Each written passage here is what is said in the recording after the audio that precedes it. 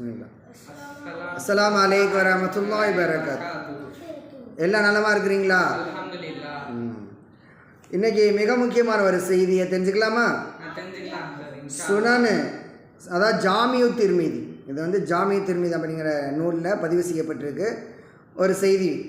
கால ரசூலுல்லாஹி ஸல்லல்லாஹு அலைஹி வஸல்லம் மன் நஸலத் பிஹி ஃபாகத்துன் ஃபஅன்ஸலஹா பின்னாஸ் லம் துஸத்த ஃபாகத்துஹு வமன் நஸலத் பிஹி ஃபாகத்துன் ஃபஅன்ஸலஹா பில்லாஹ் ஃபயூஷிகுல்லாஹு லஹு பிரிஸ்கின் ஆஜிலின் அவ் ஆஜிலின்.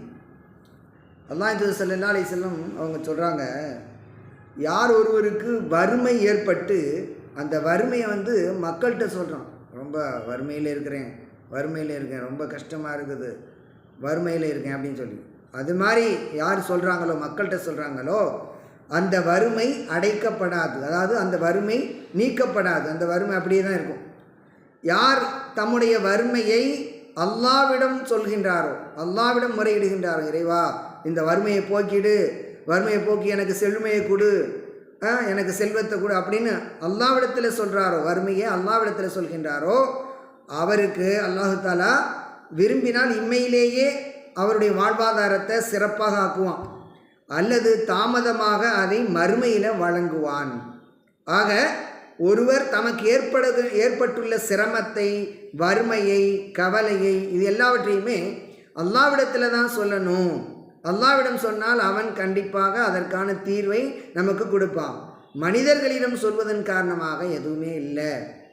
இப்போ உதாரணமாக இன்றைக்கும் பார்க்குறோம், மக்கள்கிட்ட வந்து தம்முடைய வறுமையை எடுத்து சொல்லி பிச்சை கேட்குறாங்கல்ல, பிச்சை கேட்டுட்ருக்காங்க எல்லா இடத்துலையும், அவங்க கடைசி வரையும் பிச்சை எடுத்துக்கிட்டு தான் இருக்கிறாங்க. அப்போ அல்லாஹ் அவங்களுடைய வறுமையை நீக்கிறது இல்லை. அவங்க வந்து நிறைய காசு இருந்தாலும் வறுமை என்பது மனசில் இருக்க தான் செய்யுது, அது நீங்குவதே கிடையாது, அது தொடர்ந்து கொண்டே இருக்கிறது. எனவே நமக்கு ஏற்படக்கூடிய சிரமத்தை யார்கிட்ட சொல்லணும்? அல்லாஹ்விடம் சொல்லணும். இதை பார்க்கக்கூடிய சிறுவர் சிறுமியர் அனைவருமே இந்த கருத்தை மனசில் பதிய வச்சுக்கோங்க.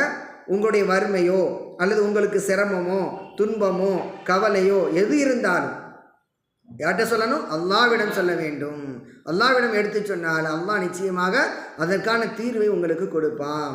எனவே நம்முடைய வறுமையாக இருந்தாலும் சரி, மற்ற எதுவாக இருந்தாலும் சரி, நாம் அல்லாஹ்விடத்திலே முறையிடக்கூடிய நல் அடியார்களாக, நல்ல மக்களாக நம் அனைவரையும் அல்லாஹ் ஆக்கி அருள் புரிவானாக.